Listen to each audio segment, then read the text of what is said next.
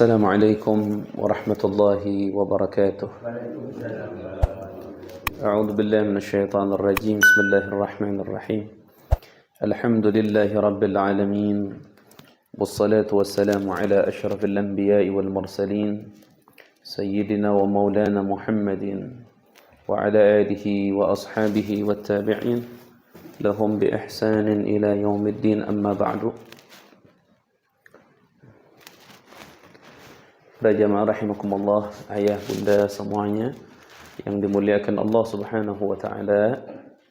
Alhamdulillah, kesempatan malam hari ini kembali Allah Subhanahu wa taala kumpulkan kita bersama-sama dalam keadaan sehat walafiat.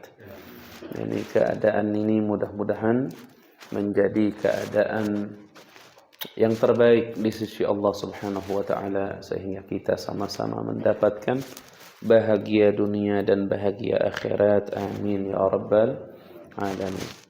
Baik, para jamaah rahimakumullah, ayah bunda, malam ini istimewa sekali, ngepas tanpa perencanaan, tanpa direncanakan.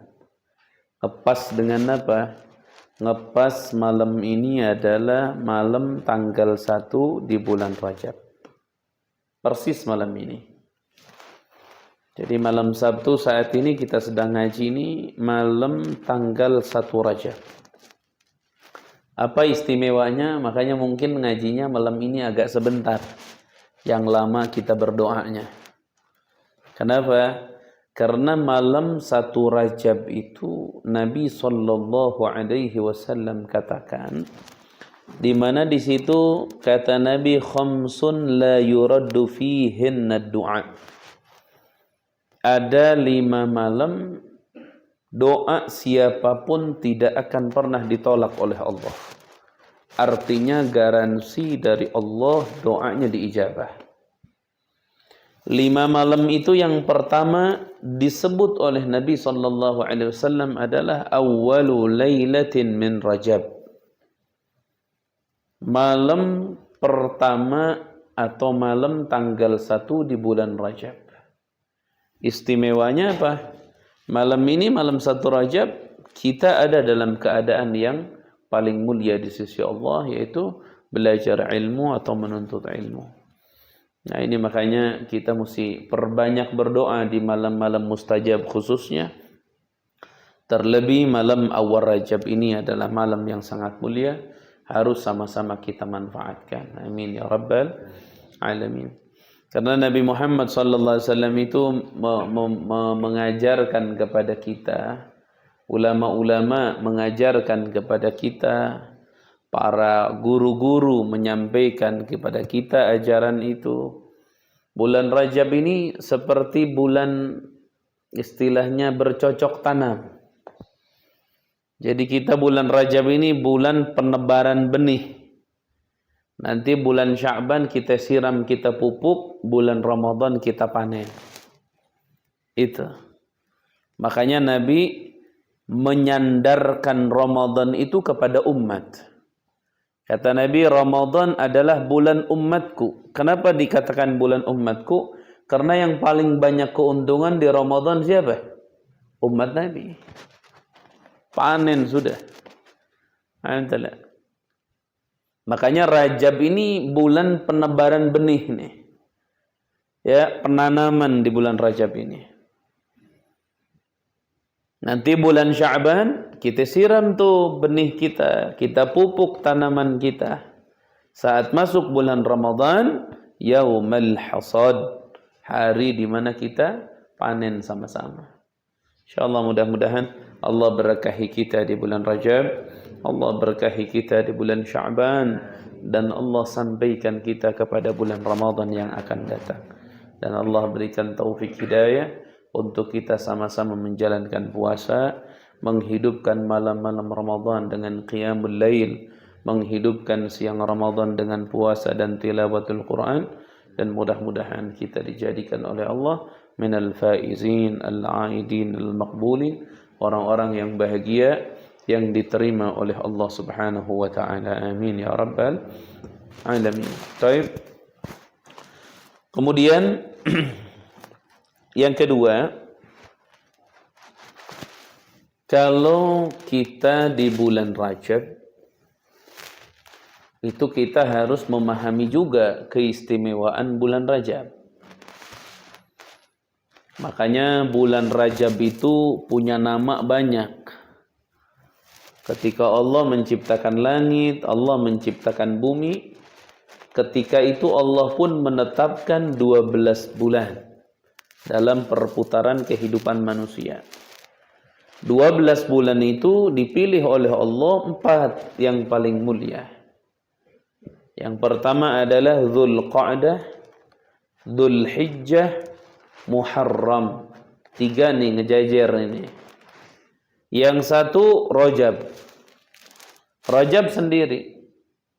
Makanya Rajab itu pasaring orang jahiliyah menyebut Rajab itu dengan namanya bulan Asham. Hamzah, Shad, Mim. Karena Rajab itu namanya banyak ayah bunda. Dan selalu dikatakan dalam istilah hal-hal baik itu apa? Kathratul asma tadullu ala syarafil musamma. Banyaknya nama dalam hal-hal baik itu menunjukkan banyak nama itu mulianya yang diberikan nama. Jadi kathratul asma tadullu ala syarafil musamma. Banyaknya nama menunjukkan mulianya yang diberikan nama. Seperti Nabi Muhammad. Coba Pak Saring ingat enggak? Nama Nabi Muhammad ada berapa semuanya? Lupa deh Pak Saring, lupa. Hah? Toha aja. Lupa Pak Saring. Ada berapa nama Nabi Muhammad? Kalau saya pribadi mengkaji nama-nama Nabi Muhammad, itu baru mendapatkan kurang lebih 218 namanya Nabi Muhammad. Di dalam kitab Asy-Syifa kalau tidak salah Qadhi Iyad, di situ dicantumkan ada 10 nama 80 nama Nabi Muhammad. Kayak Mekah namanya banyak enggak? Banyak. Madinah namanya banyak enggak? Banyak. Nah, nama-nama yang banyak dalam perkara baik menunjukkan banyak nama itu mulianya yang diberikan nama. Termasuk bulan Rajab. Bulan Rajab itu disebut tadi bulan apa? Apa? Asham. Hati-hati Pak Saring, bukan asam, bukan. Oh, asam rasa. Asham pakai shad. Kenapa dikatakan bulan Asham? Bunda mesti tahu dulu artinya Asham itu tuli. Jadi bulan Rajab dikatakan bulan tuli. Kenapa dikatakan bulan tuli? Orang jahiliyah zaman dulu itu selalu perang mereka. Tapi kalau sudah datang bulan Rajab, mereka memuliakan Rajab sehingga mereka mengharamkan perang di bulan Rajab sehingga suara pedang tidak terdengar. Disebutlah bulan tuli artinya tidak terdengar suara pedang. Jadi mereka pun memuliakan bulan Rajab. Terutama dari kabilah Mudhar. Kabilah Mudhar ini adalah kabilah yang Nabi Muhammad SAW dilahirkan. Mereka betul-betul memuliakan Rajab. Karena di sisi lain bulan Rajab itu dikatakan bulan Ashab. Pakai ba. Artinya Ashab itu curahan. Kenapa disebut bulan pencurahan? Li'anna fihi tusabbur rahmat. Karena di bulan Rajab ini dicurahkan rahmat-rahmat Allah Subhanahu wa ta'ala. Ya. Makanya ayah bunda mohon maaf. Mohon maaf ayah bunda. Kita ini sebenarnya harus betul-betul bersyukur kepada Allah. Harus wajib. Bahkan kalau kita memahami sholat ini bentuk ibadah kita ke Allah kayaknya nggak pas. Lebih baik kita pikirkan bahwa sholat kita ini adalah bentuk syukur kita kepada Allah atas nikmat yang Allah anugerahkan kepada kita. Dan tahu enggak ayah bunda, salah satu nikmat besar apa? Salah satu nikmat besar dari Allah adalah diutusnya Nabi Muhammad kepada kita. Mana yang jadi bukti Nabi Muhammad itu nikmat besar. Salah satu bukti ini. Salah satu bukti Nabi Muhammad sallallahu alaihi wasallam adalah nikmat yang besar untuk kita. Itu gini, Bunda. Dalam riwayat, dalam hadis diceritakan bahwa amal-amal umat Nabi Muhammad ini termasuk kita nih. Itu setiap hari Kamis, hari Senin disetorkan oleh para malaikat ke Nabi Muhammad. Jadi kayak punya pasaring disetorin, Nabi Muhammad tahu pasaring hari Rabu kemarin ngapain. Tahu. Ya Allah. Apa kata Nabi Muhammad? In wajadtu khairan. Kalau aku menemukan umatku ini berbuat baik, hamidtullaha alaih. Aku bersyukur dan memuji kepada Allah atas kebaikan umatku. Wa in wajadtu ghaira dhalik. Kalau ketemunya ternyata enggak baik.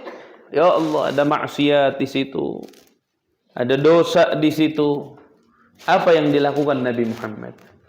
Kata Nabi Muhammad, istaghfartullah lahum. Aku meminta ampun kepada Allah untuk mereka. Kurang kasih sayang apa Nabi Muhammad kepada kita?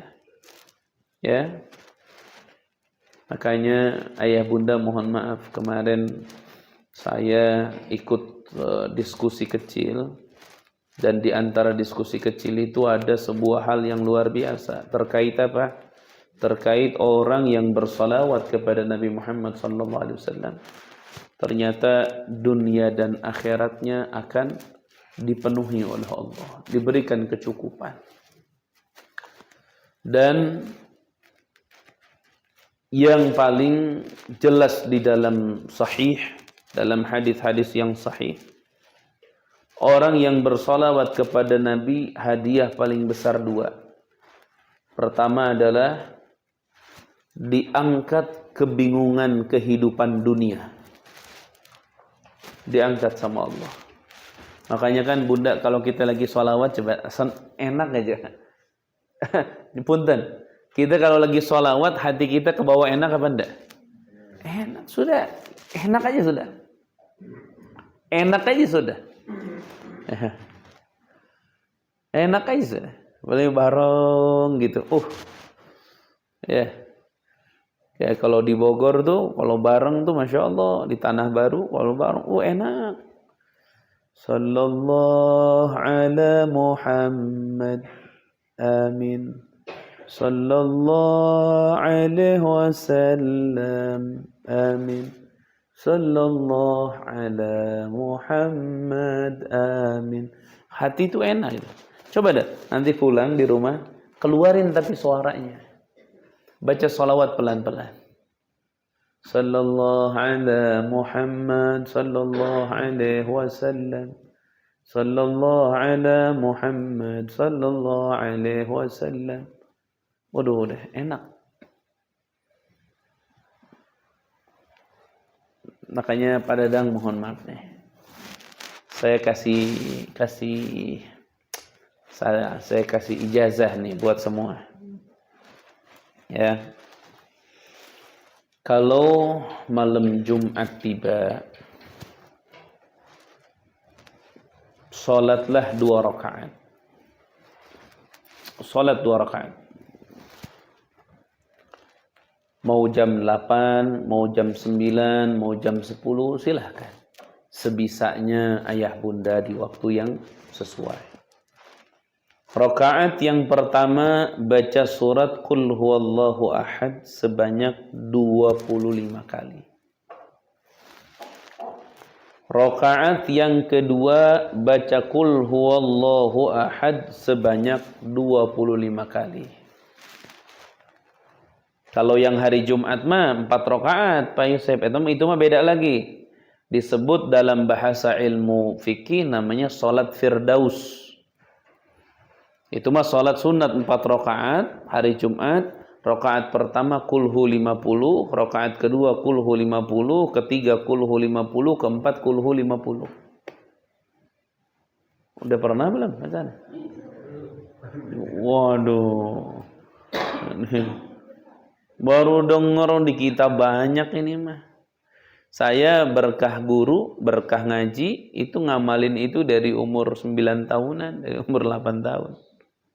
Ya berkah guru semua, dikasih tahu, dididik, diajarkan. Itulah fungsinya mau belajar di situ. Dan nggak ada kata-kata terlambat, nggak ada dalam hidup. Nggak. Udah dikubur baru terlambat. Kalau masih di atas bumi mah kesempatan masih besar.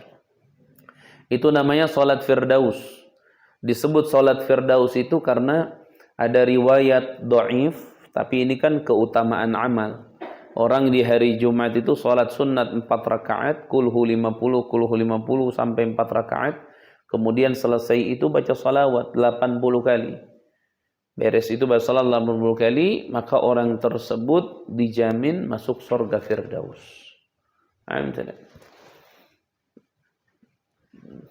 Kayaknya kalau bapak-bapak yang Jumatan, ibu-ibu di hari Jumat 50, 200 kali dalam sholat, kayaknya gemeter kaki kayak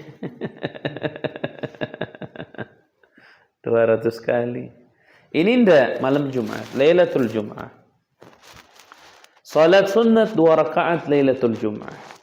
Baca rakaat pertama Qul huwallahu ahad 25 kali. Beres salat baca istighfar, baca sholawat. Tapi sigotnya yang ini, yang sudah diuji coba yang ini oleh ulama. As-salatu wassalamu alaika ya Allah, as-salatu wassalamu alaika, bukan, Allahumma salli wa sallim ala sayyidina Muhammad an-nabiyyil ummi. Segitu. Allahumma salli ala sayyidina Muhammad an-nabiyyil ummi. Segitu doang. Berapa kali? Cuma 1000 kali. Dikit 1000 kali, soalnya sigot sholawatnya pendek. Allahumma salli ala sayyidina Muhammad an-nabiyyil ummi. Itu yang menjalankan salat 2 rakaat itu dengan khusyuk, berusaha khusyuk, wudunya benar. Baca sholawat yang barusan 1000 kali dengan kerinduan, keinginan. Maka tidak akan datang malam Jumat selanjutnya kecuali orang tersebut akan bermimpi dengan Nabi Muhammad sallallahu alaihi wasallam. Lihat Nabi Muhammad sallallahu alaihi wasallam. Oh, gembiranya. Senang. Dalam Sahih Bukhari dikatakan man ra'ani fil manami faqad ra'ani haqqan. Orang yang melihat aku di dalam mimpi, maka sesungguhnya dia telah melihat aku dengan benar. Fa inna syaitana la yatamatsalu bi. Karena setan itu tidak bisa menyerupai Nabi Muhammad. Nggak bisa. Makanya para santri kalau zaman dulu itu, kalau malam Jumat itu nggak ada ceritanya nongkrong-nongkrongan, santri itu nggak ada. Masjid, salat 2 rakaat, baca salawat, tidur di masjid. Subuh-subuh bangun sudah senyum-senyum, sendirian aja dia senang. Kenapa? Ru'yatun Nabi, bermimpi bertemu Nabi Muhammad. Tidak.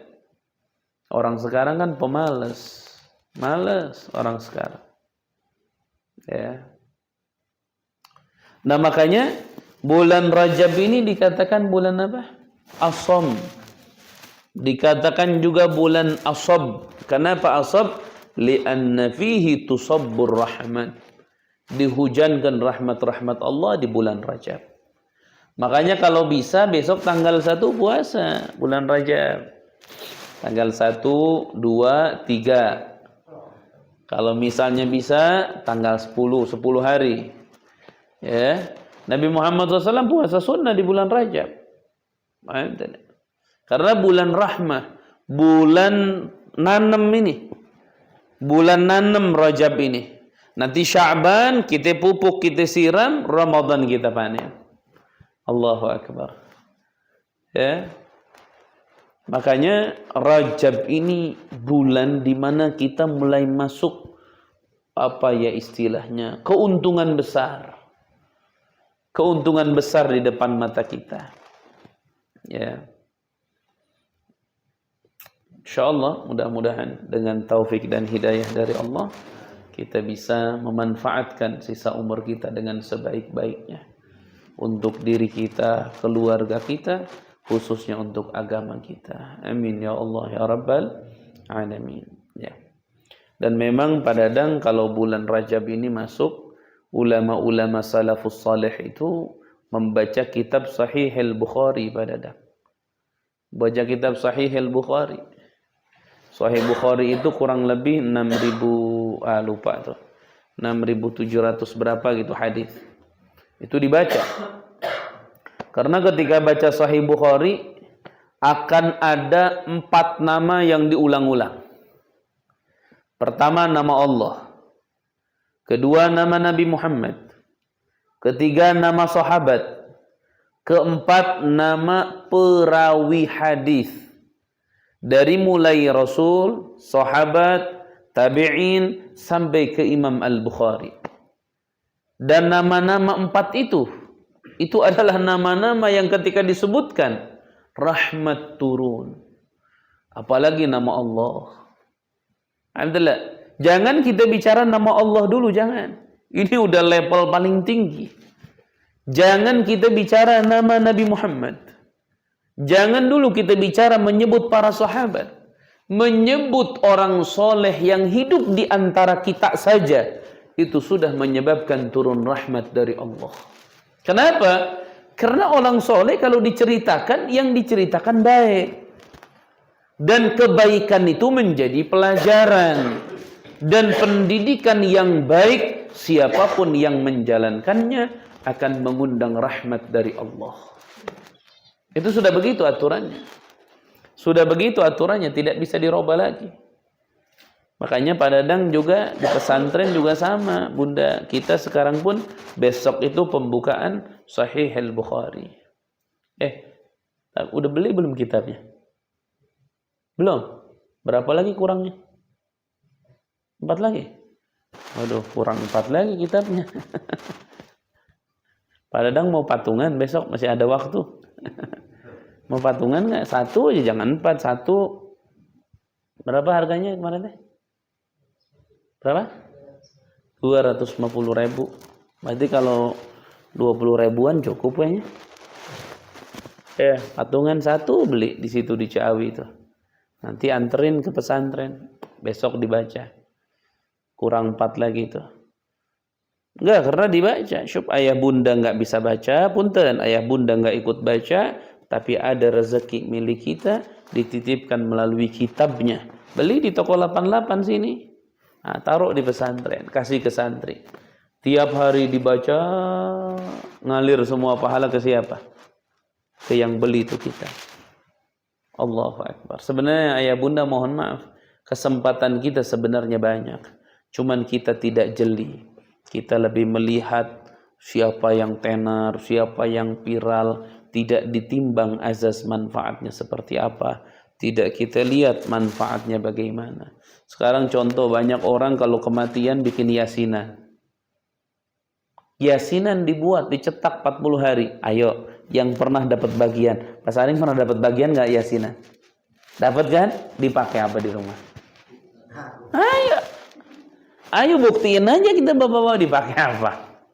Taruh aja numpuk, ditaruh di musola juga nggak manfaat.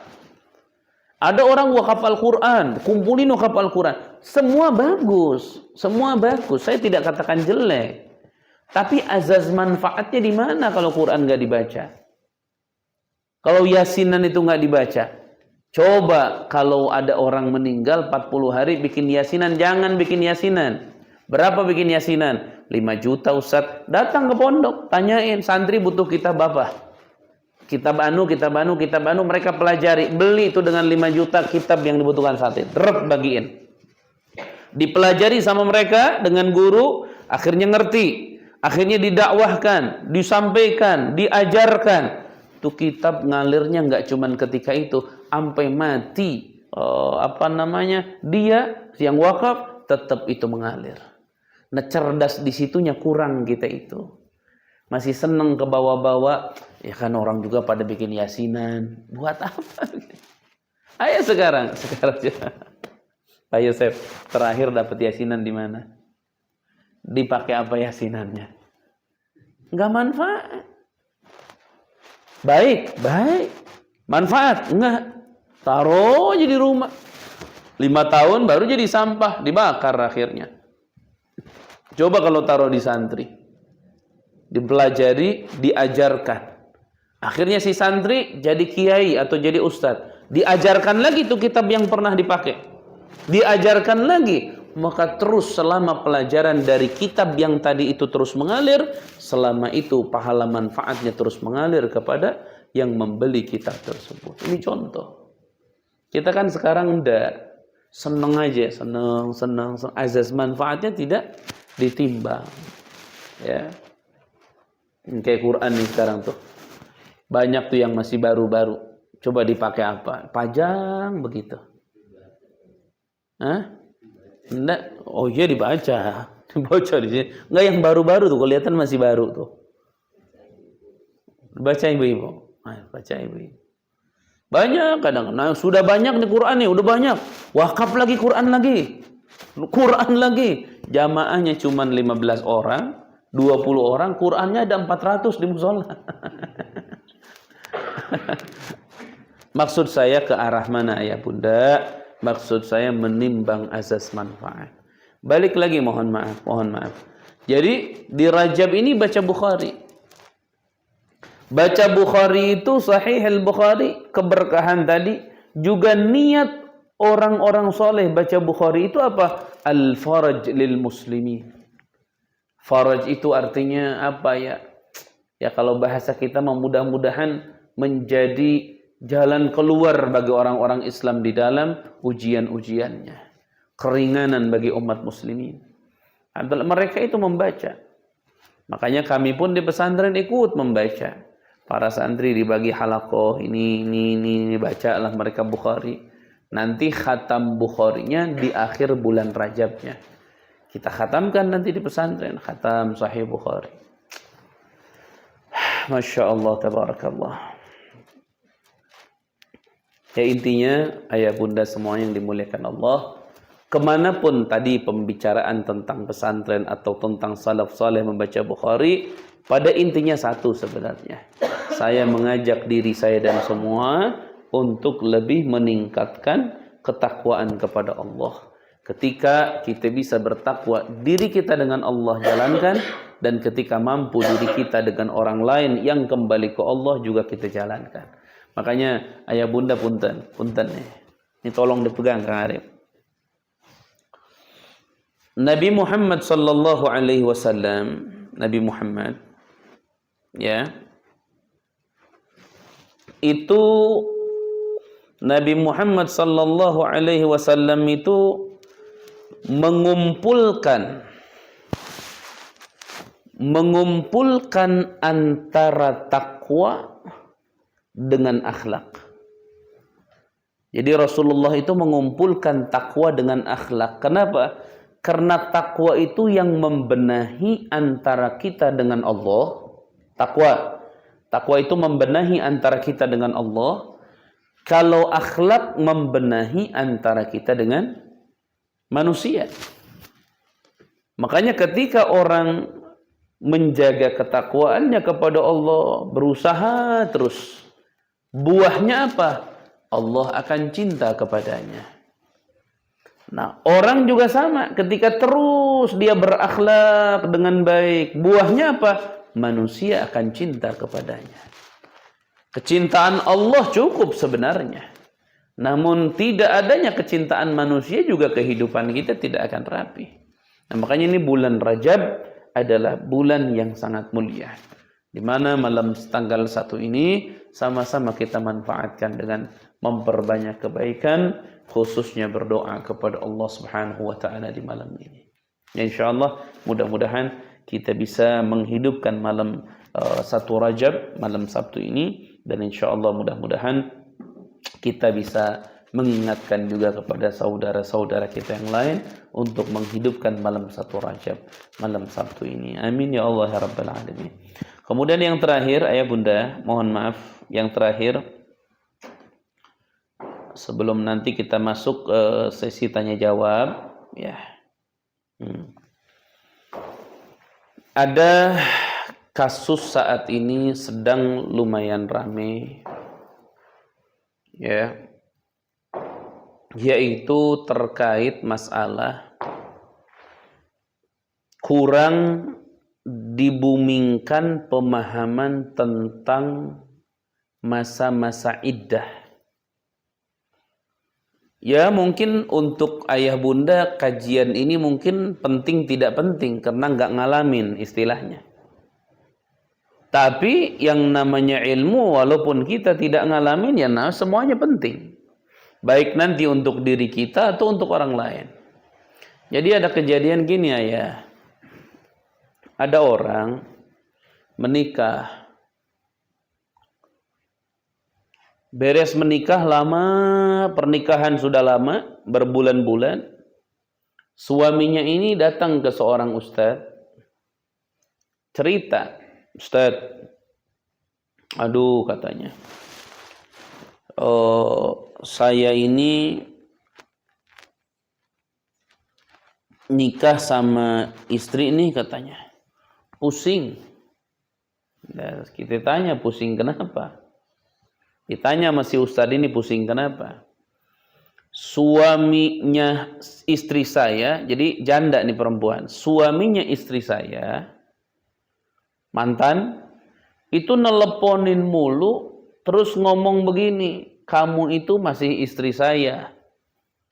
Karena saya sudah merujuk kamu, namun kamu keburu nikah dengan suamimu yang baru dan menikahmu masih di masa iddah.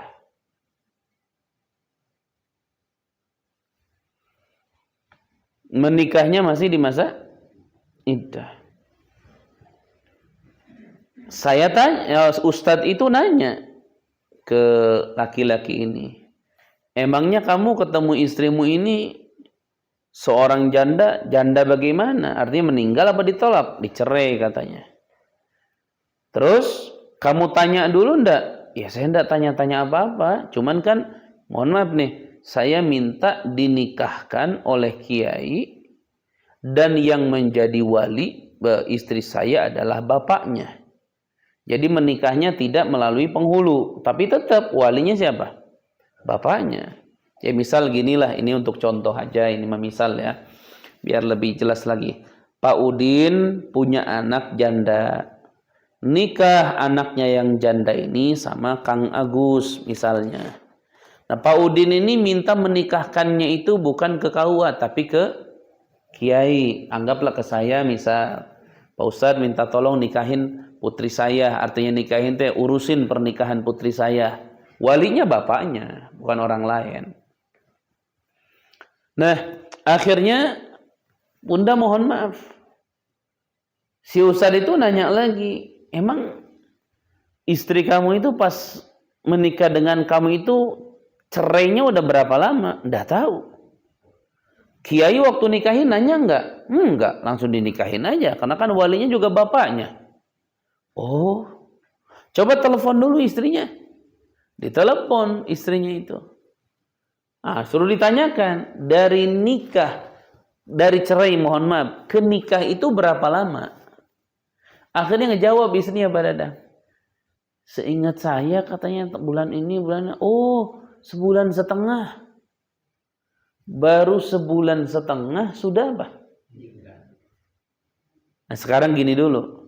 Menurut kita nih, yang belum jadi kiai, nikahnya sah apa enggak?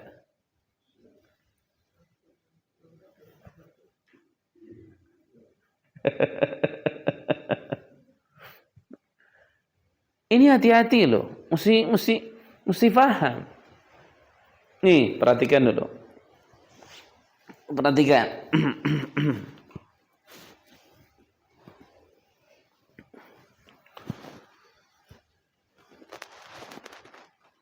Seorang perempuan apabila pisah dengan suaminya, maka ada satu kewajiban yang disebut namanya iddah. Ini pahamin dulu ke sini. Iddah itu apa? Iddah itu adalah muddatun tatarabbasu fihi al-mar'atu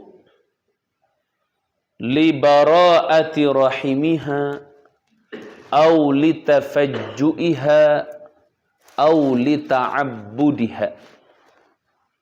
Artinya iddah itu adalah masa waktu di mana perempuan itu menunggu di waktu itu tidak boleh menikah.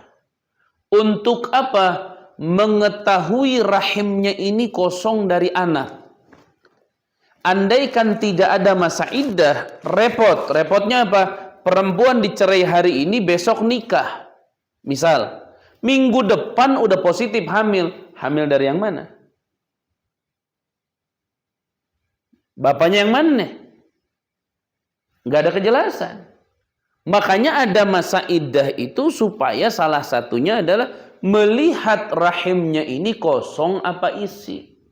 Karena kalau nanti kosong, jelas ketika menikah dengan suami yang baru, punya anak hamil, berarti yakin itu anak suami yang baru.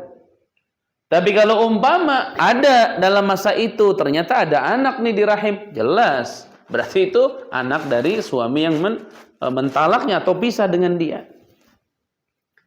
Nah, itu namanya waktu yang perempuan menunggu untuk mengosongkan rahimnya. Atau bukan mengosongkan rahimnya, tapi tafajju. Tafajju itu karena kaget. Dan ini iddah ketika suami meninggal. Namanya tafajju. Tafajju. Au lita'abbud. Atau karena ibadah. Seperti perempuan yang dicerai. Udah tua. Na'udzubillah min dzalik. Ini contoh hukum.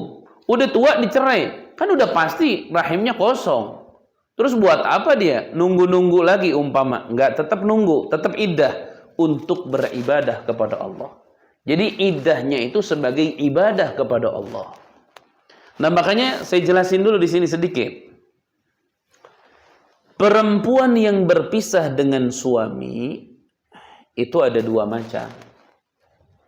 Ada yang berpisah masih hidup, namanya talak atau cerai.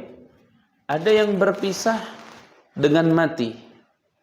Nah, yang berpisah hidup dengan mati ini sedikit berbeda dalam hukum. Kalau yang ditinggal oleh suaminya masih hidup, artinya cerai. Artinya cerai nih. Mau cerai satu kek, mau cerai dua kek, mau cerai tiga kek. Nah, cuman bedanya nanti cerai satu, cerai dua, cerai tiga itu dari sisi boleh rujuk dan tidak boleh rujuk. Itu saja. Tapi kalau bicara iddah, semuanya sama. Dicerai sama suaminya, na'udzubillah min dzalik.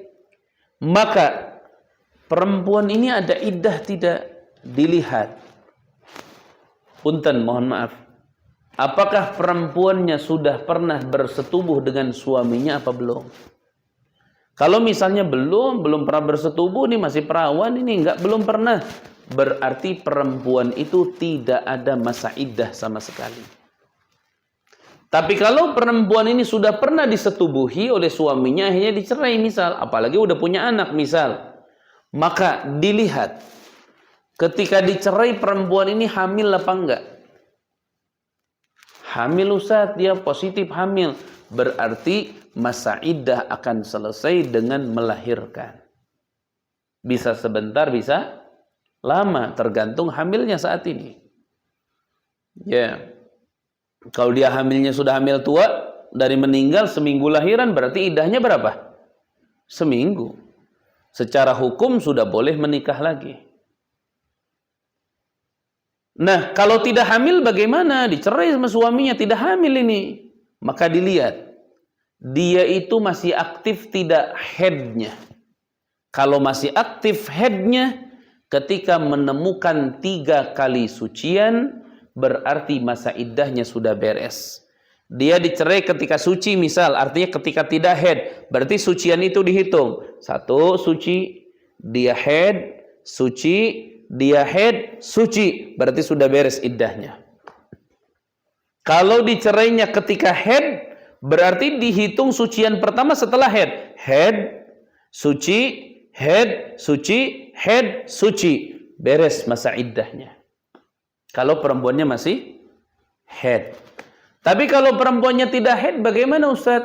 Maka masa iddahnya itu 3 bulan 10 hari.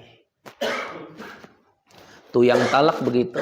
Nah, ketika tahu hal tersebut, berarti orang yang menikah di masa iddah dengan suaminya yang baru, dan bukan dengan suami yang mencerainya, tapi suami yang baru, maka pernikahannya tidak sah. Kenapa? Karena dia masih berstatus istri orang lain. Nah, makanya yang tadi baru 1,5 bulan udah dinikahkan, berarti nikahnya apa? Tidak sah. Ini naudzubillaahnya punten. Ini kalau terjadi hubungan suami istri yang mereka katakan yakin halal, itu bagaimana hukumnya? Yang bertanggung jawab siapa? Kiai yang menikahkan tadi. Naudzubillahi min dzalik. Ya. Nah, makanya ayah bunda yang dimuliakan Allah, ini sedikit saya singgung ke arah itu, setidaknya ayah bunda punya pengetahuan bab ini dan bisa menceritakan kepada yang lain. Nah, kalau yang meninggal bagaimana suaminya? Saat ini suaminya meninggal. Ada iddah enggak? Ada. Iddah ada. Kalau yang meninggal mah lebih gampang. Dilihat dari 2 sisi. Pertama, hamil apa enggak istrinya? Kalau hamil, berarti masa iddahnya beres melahirkan, sama. Kalau tidak hamil, bagaimana? Enggak dilihat head. Dilihatnya apa? Langsung ke waktu. Masa iddahnya perempuan yang ditinggal mati suaminya, kondisinya tidak hamil, itu adalah menunggu selama 4 bulan 10 hari. Jadi 4 bulan 10 hari, bukan 3 bulan. Kalau 3 bulan yang tadi, perempuan ditalak, dia sudah tidak head lagi, maka masa iddahnya 3 bulan 10 hari. Tapi kalau ini adalah perempuan yang ditinggal wafat suaminya, mau sudah ditiduri, mohon maaf, atau belum tidur sama sekali dengan istrinya, masih perawan, tetap masa iddah bagi perempuan yang ditinggal wafat suaminya wajib. Kalau tidak hamil, berarti 4 bulan 10 hari. Nah, ini mesti betul-betul hal-hal seperti ini diingat. Walaupun harapan kita dalam berumah tangga tetap rumah tangga kita sakinah, mawaddah warahmah, tidak terjadi pisah. Namun yang namanya pisah mati kan pasti terjadi nggak? Pasti terjadi. Pisah cerai saya nggak mau, saya akan berjuang, tidak akan pernah suami saya menceraikan saya. Atau seorang laki-laki ngomong, saya tidak akan menceraikan istri saya. Itu perjuangan. Dia bisa menjalankannya. Tapi yang namanya kematian kan nggak bisa. Bisa jadi suaminya meninggal. Akhirnya istrinya harus menjalankan masa-masa iddah. Itu. Makanya ayah bunda yang dimuliakan Allah, masa iddah adalah masa yang barusan kita sampaikan. InsyaAllah mudah-mudahan walaupun singkat bisa difahami. Masih ada waktu 5 menit lagi nih. Ada yang mau bertanya? Silakan. Ada yang mau bertanya? 5 menit lagi. Nah, Abi, apa Abi pertanyaannya? Oke. Saya sering bertanya-tanya, apakah seseorang itu tidak memenuhi syarat? Maksudnya, waktu dia sujud, itu yang disujudin apanya ubun-ubunnya. Oh, jungkirnya begitu? Iya, bukan kening sama itu. Misal, ini kalau menurut ini tidak ada aturan menurut. Jadi dia sujudnya itu, mohon maaf, tapi bukan keningnya, umbun-umbunnya. Oke, kalau dia pakai peci, itu pecinya udah menjadi alas. Anggaplah ini bumi ini. Nah, di sini berarti. Iya. Oh. Saya sendiri mau ngasih tahu, gak enak memang bukunya belum kuat belum didapat saya. Betul. Iya.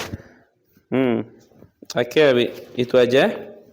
Nah, itu para jamaah mohon maaf, perhatikan.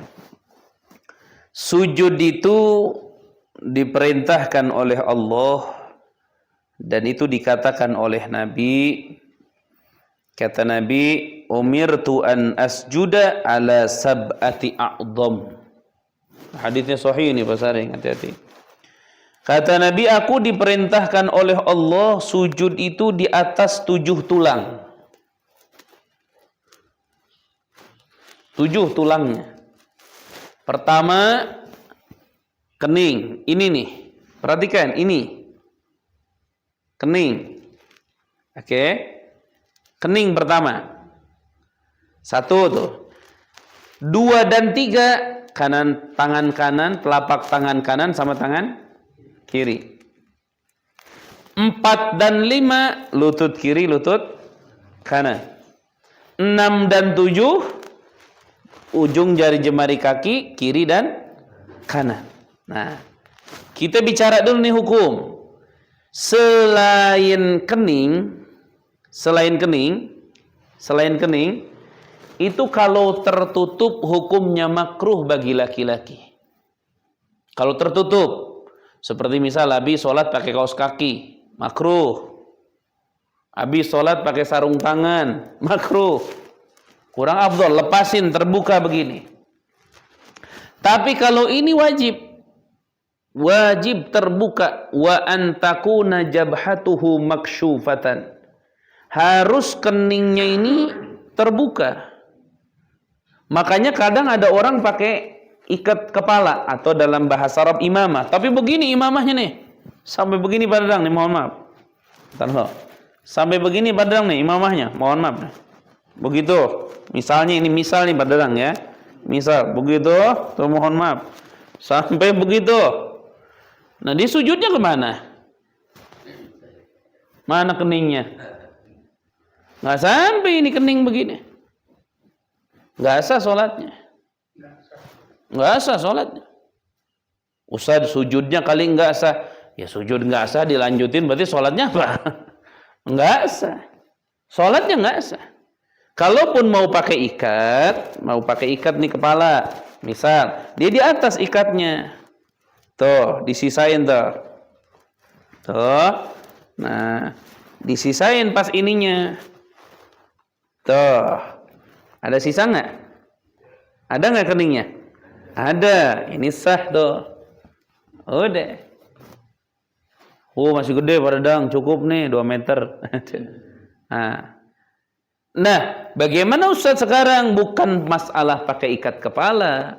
Bukan masalah dia kehalangin keningnya karena sorban. Tapi apa? Sujudnya yang ditempelin umbun-umbun. Ini biasanya sujud anak kecil. Kalau anak kecil kan sujud begitu. Kalau orang Sunda bilang mah, siga arek jumpalik asepan. Oh, sujudnya begitu. Bagaimana itu? Tidak sah salatnya. Nah terus Ustaz, kalau ada orang sujudnya begitu gimana Ustaz? Dia udah bertahun-tahun orang sholat sujudnya begitu. Paham tidak? Maka kita harus ngasih tahu. Ketika dikasih tahu dia tidak nurut, tidak mau, ya sudah. Kamu mau sholatnya gimana? Begitu, ya silahkan. Tapi itu enggak sah. Oh enggak, menurut saya sah. Oh menurut kamu sah. Taib. Coba kita baca, cari hadisnya bagaimana. Perintah Nabi sujud itu bagaimana. Bukan kita mendebat kepadanya. Khawatir dia memiliki paham yang salah. Kita luruskan pemahamannya agar benar. Itu. Ya walaupun balik lagi. Kayak tempo hari saya diskusi masalah kerudung. Ada orang tetap kerudung nggak wajib. Perempuan pakai kerudung tetap nggak wajib. Nggak wajib. Sini dalil yang kuat tentang kerudung. Akhirnya saya tanya. Anda kerudung wajib apa enggak? Enggak. Ya sudah, mau pakai apa enggak? Enggak. Ya sudah. Enggak wajib, enggak pakai, buat ente sudah. Ya udah dikasih tahu enggak mempan, udah dikasih tahu enggak mempan. Orang beriman itu cukup begini aja. Wajib apa enggak pakai kerudung perempuan? Enggak usah nanya. Ente lihat istri-istri Nabi pakai kerudung enggak? Istri-istri ulama pakai kerudung enggak? Istri orang-orang soleh pakai kerudung enggak? Itu aja udah cukup. Kalau ada istri Nabi nggak pakai kerudung satu aja misal, boleh Anda ngomong apapun. Semua yang pakai kerudung, orang solehah tuh begitu. Ngelihat seperti itu aja udah cukup. Tapi tetap Kita di masa zaman saat ini dalam berdakwah tidak boleh kita keras, nggak boleh.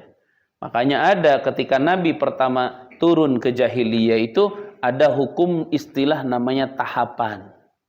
Allah juga kan bertahap. Dulu mabok kan diharamin, akhirnya nggak diharamin. Akhirnya boleh. Akhirnya orang banyak mabok. Akhirnya boleh tapi diukur, dibatas. Maksudnya itu tahapan. Nah, kita pun sama. Ya, walaupun kita tetap kembali lagi, salat harus sesuai dengan apa yang diajarkan oleh Nabi. Nabi katakan, salatlah kalian sebagaimana kalian melihat aku salat. Dan salatnya Nabi Muhammad menaruh keningnya, ya, tarangna ditenen dina tempat sujud, tidak ada di antara kening ini, jidat ini hailun penghalang. Jadi harus kena. Nah, kenanya nggak perlu semua, nggak.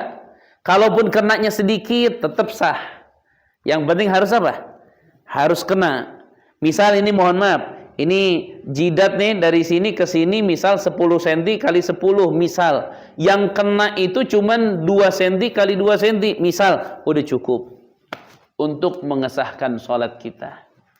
Lebih baik kena semua, ini bagus. Semua, artinya besar sebesar apa jabhah kita bisa kena, maka sebesar itulah lebih afdal. Makanya kayak pakai peci itu Abi, mohon maaf, kayak pakai peci begini nih. Nah, pakai peci begini tuh nggak baik. Ini kebiasaan orang-orang sombong kalau pakai peci begini. Sya'nul mutakabbirin. Nah, kalau sholat begini, bagaimana ini sujudnya? Terhalang. Berarti tidak sah. Harusnya apa? Diangkat. Ada orang sekarang pakai peci ngangkatnya terlalu ujung ke belakang gini. Duh, digayain begini. Ini bikin antena ke sini. Ada. Jadi kayak pastor di Roma begitu. Pastor di Roma pakai peci kecil tuh di belakangnya, nyetok aja gitu. Tapi insya Allah semua yang memakai peci mereka pasti mengikuti sunnah Nabi Muhammad SAW. Ya, khususnya di dalam salat ya. Ayah, wallahu a'lam. Bunda ada yang mau bertanya? Tidak ada? Sambung. Satu lagi ya? Ayah masih ada. Saya juga kadang-kadang suka sedih. Maka salat itu tangannya itu kayak kalau Rasulullah mengatakan kayak Sallallahu alaihi wasallam. Kayak kucing atau binatang lah gitu. Apabila tangan kita itu waktu sujud itu ini dari sikut sampai ke jari itu nempel. Itu bagaimana? Taib. Jadi beliau menanyakan begini. Ada orang sujud sampai nempel semuanya. Gitu. Ini sampai ke sini. Ngedepruk. Akhirnya ngedepruknya kayak ngedepruk anjing. Nah, itu hukumnya khilaful afdal. Khilaful aula itu yang bagusnya bukan begitu. Nah, itu diangkat sikutnya ke atas. Kalau laki-laki dibeberkan keluar sedikit. Jangan begini, jangan. Nanti tetangga kehalangin. Nah, begini. Kalau laki-laki dikeluarkan sedikit sikutnya, kalau perempuan dikedalemin sikutnya. Nah, begitu.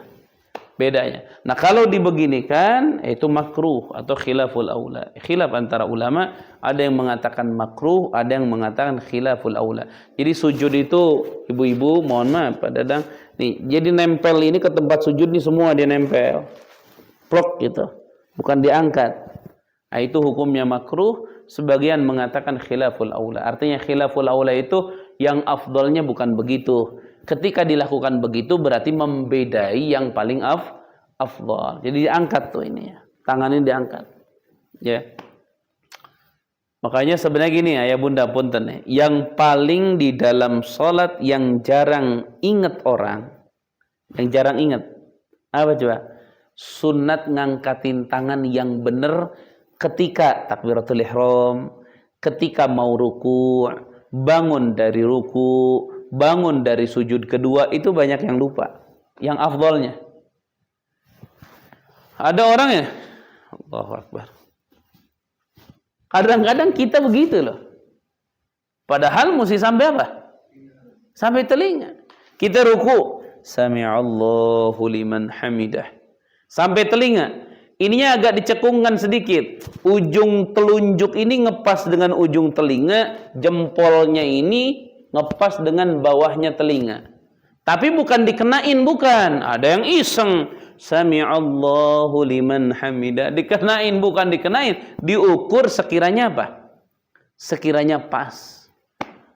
Ya, walaupun ini pembicaraannya, kalau ini pembicaraan sunnah. Artinya ketika tidak sesuai sunnah, ketika tidak pas, tetap sholatnya apa? Sah gitu. Cuman keafdolannya berkurang. Ayah, wallahu a'lam bishawab. Bismillahirrahmanirrahim. Alhamdulillahirabbil alamin. Allahumma shalli wa sallim ala sayyidina Muhammad wa ala alihi wa sahbihi ajma'in. Allahumma ighfir lana wa liwalidina warhamhum kama rabbawna shighara. Allahumma ighfir lana wa liwalidina warhamhum kama rabbawna shighara.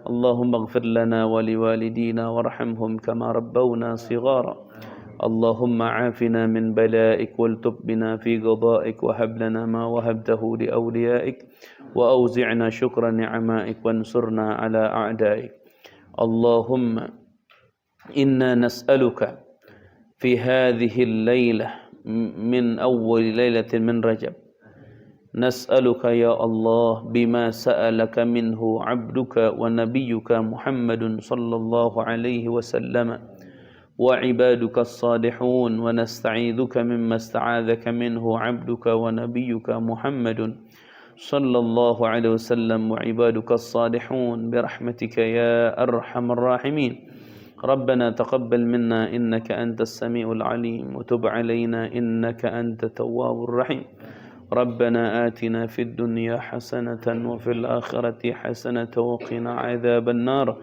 وأدخلنا الجنة مع الأبرار يا عزيز يا غفار يا رب العالمين يا أرحم الراحمين وصلى الله على سيدنا محمد النبي الأمي وعلى آله وصحبه وسلم والحمد لله رب العالمين. الفاتحة.